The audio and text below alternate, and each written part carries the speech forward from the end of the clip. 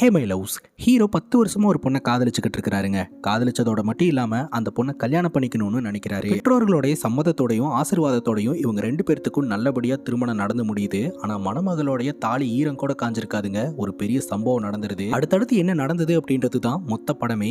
இன்னைக்கு நம்ம பார்க்க போற படம் என்னன்னா 2024 வெளியான இப்படிக்கு காதல் அப்படின்ற ஒரு ஃபீல் குட் படத்தை பத்தி தான் கைஸ் பார்க்க போறோம். இந்த வீடியோவை ஸ்கிப் பண்ணாம பாருங்க. வீடியோ பார்க்கறதோட மட்டும் நிறுத்திக்காம லைக் பண்ணி கமெண்ட்டும் பண்ணுங்க. கமெண்ட் செக்ஷன்ல நம்ம எல்லோருமே இன்ட்ராக்ட் பண்ணலாம். ஸ்ட்ரெயிட்டா வீடியோக்குள்ள போயிடலாம். நீங்க பார்த்துட்டு இருக்கிறது சரண் என்டர்டைன்மெண்ட். நான் தான் சரண். வாங்க வீடியோக்குள்ள போகலாம். இந்த படத்துடைய கதை கோயம்புத்தூர்ல தாங்க தொடங்குது. ஹீரோ ரம்யா அப்படின்ற ஒரு பொண்ணை 10 வருஷமா காதலிச்சுக்கிட்டு இருக்காருங்க. ஃபைனலி இவங்க 2 பேர்த்தோடைய காதலுக்கு 2 குடும்பமும் அக்செப்ட் பண்ணிக்கிறாங்க. மணமேடையில உட்கார்ந்த ஹீரோ சொல்றாரு, 10 வருஷ காதல் எப்படியோ என்ன நீங்க உட்கார வச்சுட்டல அப்படின்னு சொல்ல ரம்யாவும் ஸ்மைல் பண்றாங்க. 2 பேரும் சந்தோஷமா பெற்றோர்களுடைய ஆசீர்வாதத்தோட திருமணம் பண்ணிக்கிறாங்க. இந்த சடங்கு சம்பிரதாயம் இதெல்லாம் முடிச்சுட்டு நம்ம ஹீரோவும் ரம்யாவும் கார்ல அப்படியே வீட்டுக்கு போயிட்டு இருக்காங்க. இன்னைக்கு ராத்திரி இவங்க 2 பேர்த்துக்கும் முதலிரவுக்கான ஏற்பாட்டா பண்ணியிருக்காங்க. வீட்டுக்கு போன உடனே கிளம்பி போயிருவியா அப்படின்னு சொல்லி ரம்யா கேட்க, இல்ல அப்படி போக மாட்டேன் அப்படின்னு சொல்ல, முதலிரவு முடிச்சதுக்கு அப்புறம் போயிருவியா அப்படின்னு கேட்க, மேபி ஃப்ரெண்ட்ஸ் எல்லாம் பார்ட்டி ஏற்பாடு பண்ணியிருக்காங்க அப்படின்ற மாதிரி ஹீரோ சொல்லிட்டு இருக்காரு. அப்படியெல்லாம் உன்னை நான் போட மாட்டேன் அப்படின்னு ரம்யா சொல்றாங்க. அப்ப இறுக்கி பிடிச்சிக்கோ அப்படின்னு சொல்ல உடனே ரம்யா ஹீரோடைய கையை இறுக்கி பிடிச்சிக்கிறாங்க. அப்படியே இவங்க 2 பேரும் ஜாலியா பேசிட்டே வந்துகிட்டு இருக்காங்க. அப்ப ரம்யா சொல்றாங்க, சீக்கிரமா வீட்டுக்கு போ, உனக்காக நான் உன்னை ரெடி பண்ணி வச்சிருக்கேன், அதை உன்ட்ட காட்டணும் அப்படின்னு சொல்ல சரின்ட்டு இவரும் வேகமா ஓட்ட ஆரம்பிக்கிறாரு. அன்எக்ஸ்பெக்டடா ஒரு லாரி வந்து இவங்க கார் மேல மோதி இவங்களுடைய காரு ஒரு 3-4 ரவுண்ட் அடிச்சிருதுங்க. ஹீரோ கண் முடிச்சு பார்க்கும்போது ரம்யா ரத்த வெள்ளத்துல இருக்காங்க. ஹே ரம்யா எழுந்துடுறி, ஹே ரம்யா பேசுடி அப்படின்னு ஹீரோ குரல் கொடுக்குறாரு. ரம்யா கிட்ட இருந்து எந்த ரெஸ்பான்ஸுமே இல்லைங்க. அப்படியே ஹீரோவும் கண்ணை மூடுறாரு. இவங்க 2 பேர்த்தையுமே ரெஸ்கியூ பண்ணி ஹாஸ்பிட்டலில் கொண்டு போய் அட்மிட் பண்ணுறாங்க. ஹீரோவை கிரிட்டிக்கலான சுச்சுவேஷனில் தான் அட்மிட் பண்ணுறாங்க. ஹீரோ கண் முடிச்ச உடனே ஹீரோவோட பெஸ்ட் ஃப்ரெண்டு கிட்ட கேட்ட முத கேள்வி ரம்யா எங்கடா அப்படின்ட்டு. ரம்யாவா சொல்கிறேன் அப்படின்னு சொல்லி சமாளிச்சுக்கிட்டே இருக்கிறாங்க. உண்மையை சொல்லுங்க அப்படின்னு சொல்ல, ரம்யா நம்ம கூட இல்லடா, அப்போவே போயிட்டா அப்படின்னு சொல்ல, அப்போவே போயிட்டானா எனக்கு புரியல அப்படிங்கும் போது அவள் இறந்துட்டா அப்படின்ற விஷயத்த சொல்கிறாங்க. ஹீரோ அதிர்ந்து போயிடுறாருங்க. ஸோ ஹீரோ இந்த டிப்ரெஷன்ல இருந்து மீண்டு வர முடியாம தவிச்சுக்கிட்டு இருக்காரு. டாக்டரே இவரை பத்திரமா பார்த்துக்கணும், இவருக்கு சூசைடிக்கல் தாட் எல்லாம் இருக்குது அப்படின்ற மாதிரி சொல்லி தான் டிஸ்சார்ஜ் பண்றாங்க. ஹீரோடைய ஆஃபீஸ் எல்லாம் சென்னையில தாங்க இருக்குது. அதனால ஹீரோடைய பெஸ்ட் ஃப்ரெண்டு இவனை நான் சென்னை கூட்டு போறோமா, அங்க போய் ஒர்க் பண்ண ஆரம்பிச்சானா மைண்டு மாறிடும் அப்படின்னு சொல்லிட்டு சென்னையில இருக்கக்கூடிய ஒரு அபார்ட்மெண்ட்ல ஹீரோக்கு மட்டும் தனியா ஒரு வீடு வாங்கி அந்த வீட்டுக்கு கூட்டு போறாரு. வீட்டை சுத்தி பார்த்துக்கிட்டு இருக்கும் போது ஹீரோவோட ஃப்ரெண்டு பேச்சை போட்டுக்கிட்டே இருக்கிறாரு ஹீரோவோட மைண்டை மாத்துறதுக்கு. ஆனா ஹீரோ எதுக்குமே ரெஸ்பான்ஸ் பண்ணாம அமைதியா ஒதுங்கி ஒதுங்கி போயிடுறாரு. பால்கனில வந்து நின்றுறாரு. அப்பவும் ஃப்ரெண்டு வந்து நின்றுட்டு, இந்த பால்கனி ரொம்ப ஹைட்டா இருக்கு, கீழே விழுந்தா ஒரு எலும்பு கூட தேராது போல, இந்த இடத்துல ஒரு கிரில் வச்சு அடைச்சிடலாம், அதுதான் நல்லது அப்படின்னு சொல்ல உடனே ஹீரோ யாருக்கு நல்லது அப்படின்னு கேட்கிறாரு. டாக்டர் தான் இவருக்கு சூசைடிக்கல் தாட் இருக்கு அப்படின்னு சொல்லியிருந்தார் இல்லையா, அதைத்தான் பெஸ்ட் ஃப்ரெண்டு மீன் பண்றாரு. டேய் சோகமா இருக்கிறது என்னோட உரிமை, என்ன சோகமா இருக்க விடுங்கடா, நான் சோகப்படக்கூடாது அப்படின்னு சொல்றதுக்கு நீங்க யாருடா அப்படின்னு சொல்லி ஹீரோ அவரோட பெஸ்ட் ஃப்ரெண்டு கிட்ட சண்டை கட்டிக்கிட்டு இருக்கிறாரு. என்னதான் அட்வைஸ் பண்ணாலும் ஹீரோனால அதிலிருந்து மீண்டு வர முடியலங்க. ஏன்னா 10 வருஷம் காதலிச்சிருக்கிறாரு, எவ்வளோ கனவுகள் இருந்திருக்கும், அந்த கனவுகள் எல்லாமே ஒரே செகண்டில் சின்ன பின்னமாக போயிடுச்சு.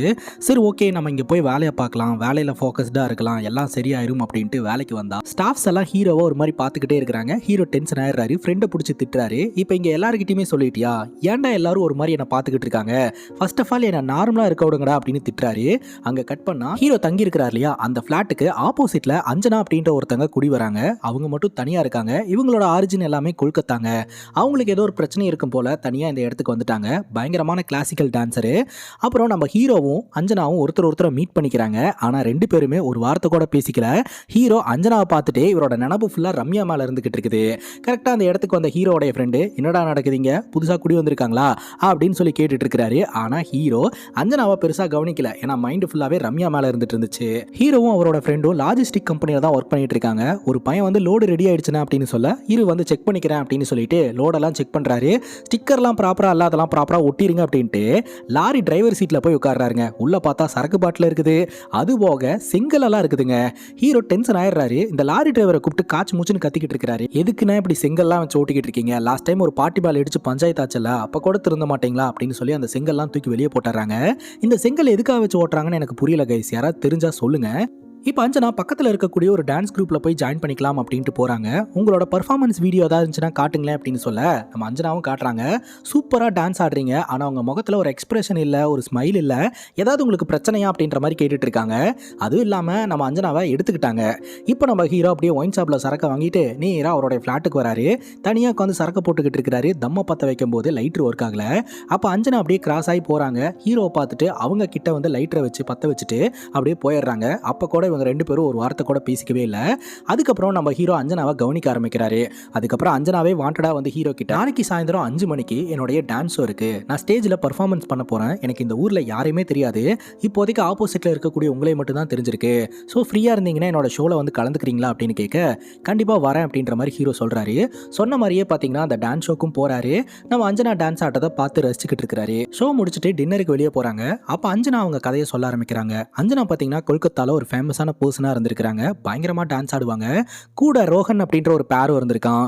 அவன் வந்து இன்டெப்தா அஞ்சனா கூட பழகிறத காதல் அப்படின்னு அஞ்சனா நினைச்சுக்கிட்டாங்க. லேட்டரா தான் அஞ்சனாக்கு புரிய வந்திருக்கு, அவன் நம்மள லவ் எல்லாம் பண்ண கிடையாது, யூஸ் பண்ணிக்கிட்டு இருக்கான் அப்படின்ட்டு.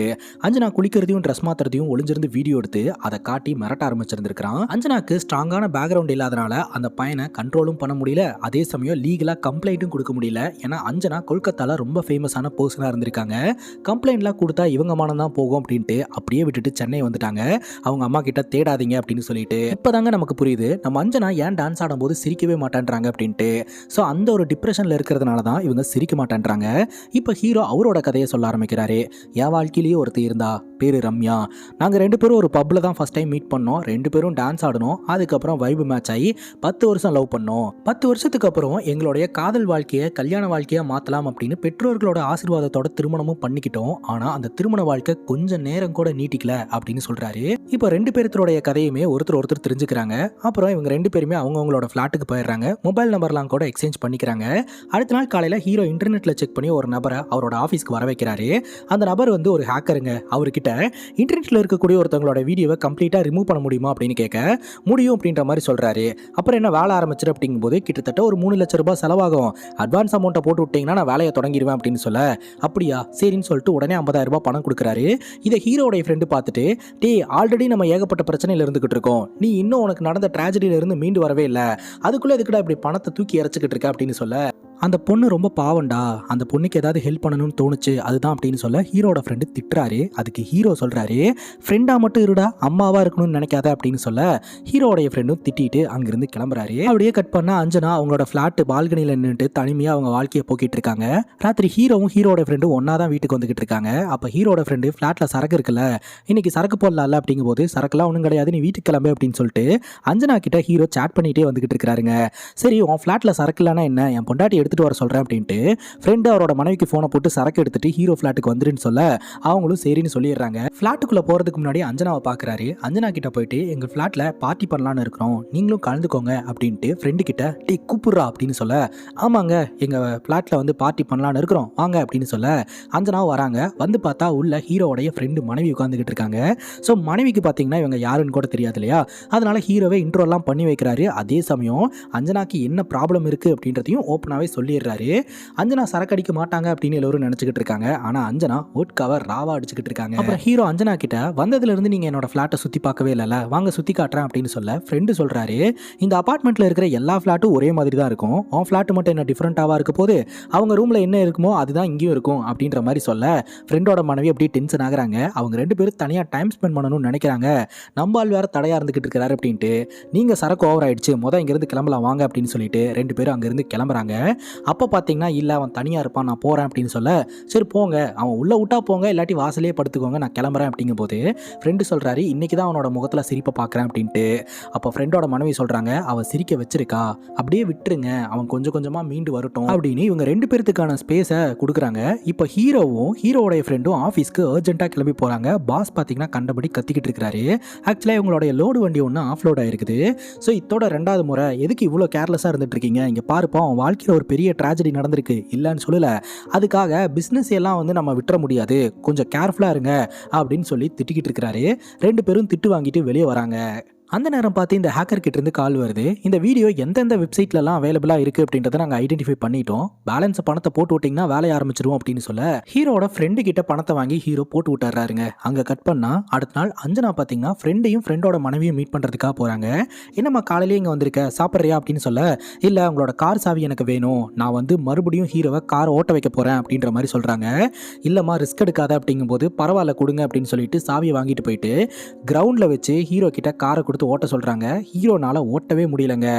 காரை கொஞ்சம் மூவ் பண்ணாலே அந்த ஆக்சிடென்ட் ஞாபகம் வந்து போகுது. இவர் காரை ஸ்டாப் பண்ணிடுறாரு.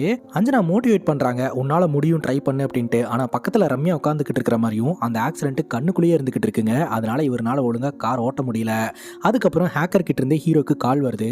வேலை முடிஞ்சது சார், எல்லா வெப்சைட்ல இருந்தும் வீடியோ ரிமூவ் பண்ணியாச்சு அப்படின்னு சொல்ல, உடனே ஹீரோ அஞ்சனா வீட்டு கதவை தட்டி வெப்சைட்ல இருந்து உன்னோட வீடியோ ரிமூவ் பண்ணியாச்சு அப்படின்னு சொல்ல, அஞ்சனா போய் செக் பண்ணி பார்த்துட்டு இருக்காங்க. எதுலையுமே அஞ்சனாவோட வீடியோ இல்லை. ஈவன் அவங்க பேரை போட்டு சர்ச் பண்ணா கூட வீடியோ வரல. ரொம்ப சந்தோஷமா ஹீரோ வந்து ஹக் பண்ணிக்கிறாங்க. ஹீரோ சொல்றாரு, இன்னொரு வேலை பெண்டிங் இருக்கு, ரெடி ஆயிட்டு வா, நம்ம உடனடியே ஒரு இடத்துக்கு போகணும் அப்படின்னு சொல்ல, எங்க அப்படின்னு அஞ்சனா கேட்குறாங்க. ரெண்டு பேருமே கொல்கத்தா ஃப்ளைட்டை பிடிச்சி கொல்கத்தாக்கே போயிடுறாங்க. இந்த ரோஹன் அப்படின்றவன் எங்கே ஸ்டே பண்ணியிருக்கான் அப்படின்னு ஹீரோ கேட்குறாரு. நம்ம அஞ்சனாவும் கூப்பிட்டு போகிறாங்க. அங்கே போய் பார்த்தா ஒரு ரூமில் அவன் மட்டும்தான் ஸ்டே பண்ணியிருக்கான். உள்ளே போய் ஹீரோ அவனை போட்டு பொலவலன்னு பொழந்துக்கிட்டு இருக்கிறாரு. அவனுக்கு ஹீரோ யாருன்னு கூட தெரியாது. ஒரு கட்டத்துக்கு மேலே தான் அஞ்சனாவை பார்த்து பயங்கரமாக ஷாக் ஆகுறான். அப்போ நம்ம ஹீரோ பார்த்தீங்கன்னா அந்த லேப்டாப் எடு அஞ்சனா அப்படின்னு சொல்ல, அஞ்சனா லேப்டாப் எடுக்கிறாங்க. கீழே போட்டு உடைன்னு சொல்ல போட்டு உடைக்கிறாங்க. அதுக்கப்புறம் மொபைல், அங்கே இருக்கக்கூடிய ஹார்ட் டிஸ்க்னு எல்லாத்தையும் போட்டு உடைக்கிறாங்க. உடைச்சது மட்டும் இல்லாமல் அங்கே இருக்கிற சரக்கு பாட்டில இருந்து சரக்கை ஊற்றி அதை தீய வச்சு கொளுத்தி விட்டுட்டு அந்த இடத்துல இருந்து ஹீரோவும் அஞ்சனாவும் கிளம்பி வந்துடுறாங்க. சென்னை ஏர்போர்ட் பார்க்கிங்கில் வந்து உட்கார்ந்த உடனே நம்ம ஹீரோ, நீங்க வா நான் ஓட்டுறேன் அப்படின்னு சொல்றாரு. ஷோரா வா அப்படின்னு கேட்க, ஆமா அப்படின்னு சொல்ல, உடனே ஹீரோ காரை ஓட்ட ஆரம்பிக்கிறாருங்க. ஸோ நல்லாவே ஓட்டுறாரு. அஞ்சனா பக்கத்தில் உட்காந்து இன்னும் வேகமான்னு சொல்லிட்டு இருக்காங்க. ஸோ கொஞ்சம் கொஞ்சமாக ஹீரோ ரெக்கவர் ஆகி வராரு அப்படின்றது இதுல இருந்தே தெரிய வருதுங்க. அப்படியே பால்கனியில் உட்காந்து ரெண்டு பேரும் ஜாலியாக பேசிக்கிட்டு இருக்காங்க. பட்டுன்னு அஞ்சனா ஹீரோ கிட்ட ப்ரொப்போஸ் பண்ணிடுறாங்க. ஹீரோ அப்படியே ஷாக் ஆகி பார்த்துக்கிட்டு இருக்கிறாரு. உடனே அஞ்சனா தமிழில், இங்கிலீஷில், பெங்கால் லாங்குவேஜில் அப்படின்னு 3 லாங்குவேஜ்லையுமே ப்ரொப்போஸ் பண்ணுறாங்க. ஹீரோவும் பார்த்தீங்கன்னா அப்படியே அந்த காதலை ஏற்றுக்கிற மாதிரி தாங்க பேசிக்கிட்டு இருக்கிறாரு. அதுக்கப்புறம் இவங்க நிறைய நேரம் டைம் எல்லாம் ஸ்பெண்ட் பண்ண ஆரம்பிக்கிறாங்க. அதுக்கப்புறம் அஞ்சனாவை ஆஃபீஸ் கூப்பிட்டு போகிறாரு. அங்கே வேலை பார்க்குறவங்க கிட்டலாம் இன்ட்ரோ பண்ணி வைக்கிறாரு. ராத்திரி இவங்க ரெண்டு பேரும் சாப்பிட்றதுக்காக வெளியே போகிறாங்க. ஹீரோ கொஞ்சம் ஜாலியாக தான் இருந்துட்டு இருக்கிறாரு. அப்போ உன்னுடைய ஃபேமிலியை பற்றி சொல்லு அப்படிங்கும்போது ஹீரோடைய முகமே மாறுது. சரி சொல்கிறேன் அப்படின்னு சொல்லிட்டு ஹீரோக்கு ஒரு தங்கச்சி இருக்குங்க. தங்கச்சி சொல்லாம கொள்ளாம அப்ராட்ல ஒரு பையனை பார்த்து கல்யாணம் பண்ணி செட்டில் ஆயிட்டா. வீட்டில் யாருக்குமே பிடிக்கல. அதுக்கப்புறம் ஹீரோடைய கல்யாண நிகழ்ச்சியில தான் அம்மா கிட்ட மன்னிப்பெல்லாம் கேட்டு 2 குடும்பமும் சமாதானமா போச்சு. அதுக்கப்புறம் என்னோட வாழ்க்கையில் ஒரு பெரிய ட்ராஜடி. இப்போ அம்மா அப்ராட்ல தான் இருக்காங்க, தங்கச்சி கூட இருக்கிறதா வந்து ஹீரோ சொல்றாரு. ஃப்ரெண்டை நான் சமாதானப்படுத்தி இங்கே கூப்பிட்டு வந்துட்டான் அப்படின்ற மாதிரி சொல்றாருங்க. இப்போ ஃப்ரெண்டோடைய மனைவி பிரெக்னெண்டா இருக்காங்க அப்படின்ற சந்தோஷமான செய்தியை சொல்ல ஃப்ரெண்டு துள்ளி குதிச்சுக்கிட்டு இருக்கிறாருங்க. இந்த செலிப்ரேஷனை கொஞ்சம் நல்லா பண்ணலாம் அப்படின்னு சொல்லிட்டு ஸ்டாஃப் எல்லாம் இன்வைட் பண்ணி கேக் கட்டிங் எல்லாம் பண்ணி விருந்துக்கான ஏற்பாடுலாம் கூட பண்ணுறாங்க. அந்த விருந்தில் ஹீரோ ஒரு பெரிய சம்பவத்தை பண்ணி விட்டுறாருங்க. அங்கே ஒருத்தர் மாலை போட்டிருக்கிறதுனால அவர் சிக்கன்லாம் சாப்பிட மாட்டார். அஞ்சனா கிட்ட, ரம்யா நீ வெஜ் எடுத்துட்டு வா அப்படின்னு சொல்ல அஞ்சனா டென்ஷன் ஆயிடுறாங்க. ஏன்னா அஞ்சனாவை ரம்யான்னு கூப்பிட்டுருக்காருங்க. ஸோ அப்போதைக்கு எந்த பிரச்சனையும் வேணாம் அப்படின்னு சொல்லிட்டு அவங்க நார்மலாக போயிடுறாங்க. ஃபங்க்ஷன் முடிச்சுட்டு வீட்டுக்கு கிளம்பும்போது அஞ்சனாவும் ஹீரோவும் ஒரு காரில் உட்காடுறாங்க. ஆனால் அஞ்சனா காரை விட்டு இறங்கி வந்து ஹீரோட ஃப்ரெண்டை காரை விட்டு இறங்க சொல்கிறாங்க. நானும் உங்கள் மனைவியும் ஒரு காரில் வரோம், நீங்களும் உங்கள் ஃப்ரெண்டு ஒரு காரில் வாங்க அப்படின்னு சொல்ல, சரிம்மா ரோடெல்லாம் பள்ளமும் மேடுமா இருக்குது, கொஞ்சம் பார்த்து ட்ரைவ் பண்ணு அப்படின்னு சொல்லிட்டு ஹீரோட ஃப்ரெண்டு ஹீரோட காரில் போய் உட்காந்துக்கிறாங்க. இப்போது அஞ்சனா பார்த்தீங்கன்னா ஃப்ரெண்டோட மனைவி கிட்ட, இந்த ரம்யான்ற பொண்ணோட கேரக்டர் எந்த மாதிரி, எப்போ பார்த்தாலும் அவர் அந்த பொண்ணோட நினப்பாவே இருந்துகிட்டு இருக்கிறாரு அப்படின்னு சொல்ல, அஞ்சனா நீ எதுக்கு இப்படி கோவப்படுற, நீ எதுவுமே சாப்பிடவே இல்லைன்னு எனக்கு தெரியும், இதெல்லாம் இருக்கிறது தான், கொஞ்சம் கொஞ்சமாக ரெக்கவர் ஆகி அவன் வந்துருவான், அவனுக்கான ஸ்பேஸை கொடு, இப்படி சடனாக நீ பாட்டுக்கு இந்த காரில் வந்து உட்காந்துட்டியே, அவங்க பின்னாடி வந்துகிட்டு இருக்காங்க, உன்னை பற்றியே திங்க் பண்ணிட்டு உன்னை பற்றியே டிஸ்கஸ் பண்ணிட்டு வந்துட்டு இருப்பாங்க அப்படின்னு ஃப்ரெண்டோட மனைவி சொல்கிறாங்க. அங்கே கட் பண்ணா ஹீரோவும் ஹீரோட ஃப்ரெண்டும் எதை பற்றி டிஸ்கஸ் பண்ணிட்டு இருப்பாங்க அப்படின்னா, கேட்ரிங்கில் சாப்பாடே சரியில்லை, நம்ம சரக்கு அதிகமாக வச்சதுனால தப்பிச்சிட்டோம், இல்லாட்டி காரி துப்பி இருப்பானுங்க, இந்த குண்டு தடியை வேற அதிகமாக குடிச்சிட்டான், நாளைக்கு லீவ் போட்டாலும் போட்டுருவான், அவனை கொஞ்சம் மானிட்டர் பண்ணிக்க அப்படின்னு சம்பந்தமே இல்லாமல் இவங்க டிஸ்கஸ் பண்ணிட்டு வருவாங்க. அஞ்சனாவோடைய பேரை கூட அவங்க பயன்படுத்தி இருக்க மாட்டாங்க. பார்க்கிங்கில் கொண்டு போய் காரை நிப்பாட்டிட்டு அஞ்சனா ரொம்ப கோவமா ஃப்ளாட்டுக்கு கிளம்பி போகிறத ஃப்ரெண்டு கவனிக்கிறாரு. என்ன வேண்டா அவளுக்கு அப்படின்னு கேட்க, அப்பதான் பார்ட்டியில் நடந்த பஞ்சாயத்தையே ஹீரோ சொல்றாரு. சின்ன பிரச்சனையா இருக்கும் போதே சமாளிச்சிரு, இல்லாட்டி பெரிய பிரச்சனையாயிருண்டா அப்படின்னு சொல்ல, ஹீரோவும் சரின்னு கேட்டுட்டு ஃப்ளாட்டுக்கு போறாரு. அஞ்சனாவை போய் சமாதானப்படுத்திட்டு இருக்காரு. தெரியாதனமா அஞ்சனா அப்படின்ற பேருக்கு பதிலாக ரம்யான்ற பேர் வாயிலிருந்து வந்துருச்சு. இனிமேல் அந்த மாதிரிலாம் பண்ண மாட்டேன். நான் போய் ஃப்ரெஷ் அப் ஆயிட்டு வந்துடுறேன். நீ போய் ஃப்ரெஷ் அப் ஆயிட்டு வா, சந்தோஷமா இருக்கலாம் அப்படின்ற மாதிரி சொல்றாரு. ஹீரோ குளிச்சுட்டு வெளியே வந்து பார்த்தா அஞ்சனா அப்படியே சமையல் பண்ணிக்கிட்டே குடிச்சுக்கிட்டு இருக்காங்க.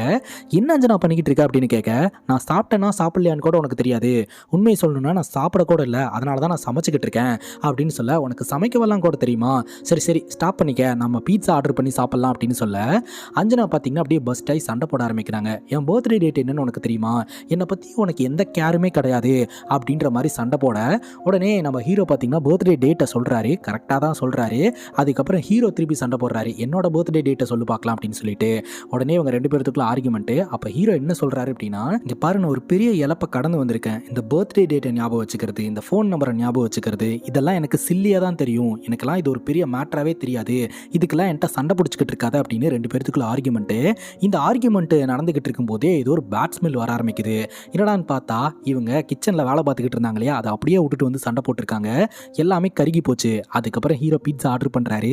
எவ்வளோ வேகமாக சண்டை போட்டாங்களோ அவ்வளோ வேகமாக சமாதானமாகி சாப்பிட்டுக்கிட்டு இருக்காங்க. ஹீரோ அஞ்சனாவுடைய முகத்தை பார்க்குறாரு. இவருக்கு புரியுது, இவர் ஒரு பெரிய விஷயத்த கடந்து வந்ததுனால சின்ன சின்ன விஷயங்கள் சின்ன சின்னதாகவே தெரியுது. ஆனால் அஞ்சனாக்கு அதெல்லாமே பெரிய விஷயமா இருக்குதுங்க. இப்போ நம்ம ஹீரோ அவரோட ஃப்ரெண்டை கூப்பிட்டுட்டு ரிங்கு வாங்குறதுக்காக போறாரு. டே உன்னை சமாதானம் தாண்டா படுத்த சொன்னேன், எதுக்குடா டைமண்ட் ரிங் வாங்குற அப்படின்னு கேட்க, டைமண்ட் ரிங் எல்லாம் இல்லை, கோல்டு ரிங் தான். எனக்கு ரம்யாவோட ஞாபகம் வருது, அதனால தான் வந்து நான் அஞ்சனாக்கு இந்த ரிங்கை வாங்குறேன் அப்படிங்கும் போது, இந்த ரிங்கு ரம்யாக்கா இல்லை அஞ்சனாக்கா அப்படின்னு கேள்வி கேட்க ஹீரோக்கும் ஃப்ரெண்டுக்கும் சண்டை வருது. உடனே ஹீரோ சொல்றாரு, டே அம்மாவா இருக்கணும்னு நினைக்காத, ஃப்ரெண்டா மட்டும் இரு அப்படின்னு சொல்ல, ஃப்ரெண்டா கூட உங்க கூட இருக்க முடியாதுடா அப்படின்ட்டு அங்கிருந்து கிளம்பி போயிடுறாரு. இப்போ அஞ்சனாவை மொட்டை மாடியில் உட்கார வச்சு பேசிக்கிட்டே அப்படியே இந்த ரிங்கை ப்ரெசென்ட் பண்றாரு. என்னது இது அப்படின்னு சொல்ல ஹீரோ ப்ரொப்போஸ் பண்றாரு. இப்படியெல்லாம் ப்ரொப்போஸ் பண்ண அக்செப்ட் பண்ணிக்க முடியாது, முட்டி போட்டு ப்ரொப்போஸ் பண்ணணும் அப்படின்னு சொல்ல, எனக்கு அப்படிலாம் வராது அப்படின்னு சொல்லிட்டு இவர் நார்மலாகவே ப்ரொப்போஸ் பண்றாரு. காதலியும் அஞ்சனா அக்செப்ட் பண்ணிட்டாங்க. இவங்க ரெண்டு பேரும் அந்த வீட்டில் வாழ்க்கையை தொடங்குறாங்க. அந்த நேரம் பார்த்து காலிங் பெல் அடிக்கிற சவுண்டு. யாருன்னு ஹீரோ டோர் ஓப்பன் பண்ணா, ஹீரோவை பார்க்கறதுக்காக ஹீரோவுடைய மாமனார் மாமியார் வந்திருக்காங்க. யாரு? ரம்யாவுடைய அப்பா அம்மா. ஏதோ ஒரு முக்கியமான விஷயத்தை பற்றி பேசுறதுக்காக. ஹீரோவுடைய ஃப்ரெண்டை கூப்பிட்டு போயிட்டு முன்னாடியே இன்ஃபார்ம் பண்ண மாட்டியாடா அப்படின்னு கேட்க, எனக்கு எப்படா தெரியும் அப்படின்ற மாதிரி அவரு சொல்றாரு. வீட்டில் அந்த நேரம் பார்த்து பால் இல்லை, சுகர் இல்லை, எதுவுமே இல்லைங்க.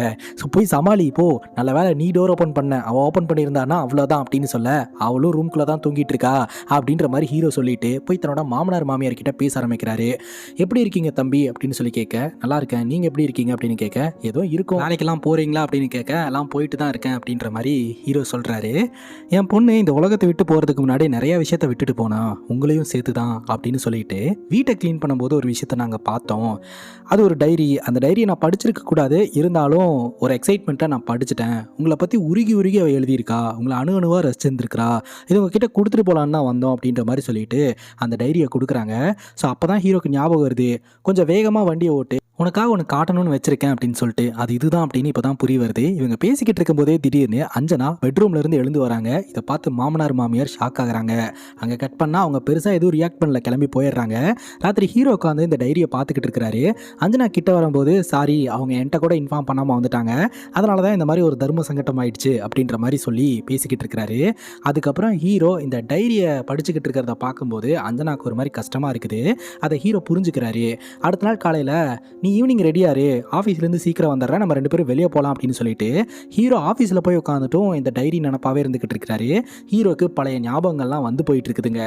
அஞ்சனாவுடைய தாட் என்னன்னா, ஹீரோ ஒன்ஸ் இந்த டைரியை கம்ப்ளீட்டாக படித்து முடிச்சிட்டாருன்னா நார்மலாகிடுவார் அப்படின்ட்டு ஃபோன் பண்ணி, இன்னும் எவ்வளோ நேரம் ஆகும் இந்த டைரியை படித்து முடிக்கிறதுக்கு அப்படின்னு கேட்க, ஆஃபீஸில் நான் ஒர்க் பண்ணிகிட்டு இருக்கேன், டைரியை படிக்கிறதுக்குலாம் ஞாபகம் இல்லை, அது மட்டும் இல்லாமல் அதில் படிக்கிறதுக்கு ஒன்றும் இல்லை, பார்க்குறதுக்கு தான் இருக்குது, நிறைய ஃபோட்டோஸ் தான் அதில் இருக்குது அப்படின்ற மாதிரி சொல்லிட்டு, நீ இதுக்கு ரியாக்ட் பண்ண மாட்டேன்னு நினச்சேன், ஆனால் நீ ஏன் இப்படி ரியாக்ட் பண்ணுற அப்படின்ற மாதிரி சொல்ல, அப்படிலாம் ஒன்றும் இல்லை அப்படின்ற மாதிரி சொல்லிட்டு ஹீரோ ஒர்க் பண்ணுற மாதிரி மறுபடியும் அந்த டைரியை தாங்க எடுத்து வச்சு பார்த்துக்கிட்டு இருக்கிறாரு.